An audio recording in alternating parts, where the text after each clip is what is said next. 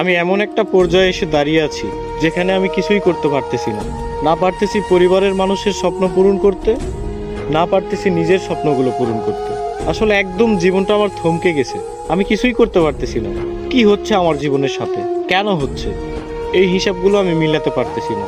বিশ্বাস করেন ভাই, প্রচুর পরিমাণে ডিপ্রেশন কাজ করতেছে ভিতরে। আমি অনেক ডিপ্রেশনের মধ্যে আছি। আমার জীবনের সাথে কেন এগুলো হচ্ছে আমি নিজেও জানি না। তবে একটা জিনিস কি, কোনো কিছুর হিসাব আমি মিলাতে পারতেছি না। একটা সময় ডিপ্রেশন কি জিনিস জানতাম না, এখন জানতেছি। তবে একটা কথা মাথায় রাখবেন, ডিপ্রেশন বিভিন্ন ধরনের হয়। শুধুমাত্র প্রেম বিচ্ছেদের কারণেই যে মানুষ ডিপ্রেশনে ভোগে, বিষয়টা এমন না। সবচেয়ে ভয়ানক ডিপ্রেশন হচ্ছে ফ্যামিলি প্রবলেম। হ্যাঁ, এগুলো আপনারা বুঝবেন না। যারা মধ্যবিত্ত পরিবারের, একমাত্র তারাই বুঝবে। ডিপ্রেশন অনেক কঠিন একটা জিনিস। এখান থেকে সহজে কেউ বের হতে পারে না, কেউ ডিপ্রেশন কাটিয়ে উঠতে পারে না। তবে আলহামদুলিল্লাহ, ধৈর্য ধরে আছি, ভালো কোনো একদিন আসবে।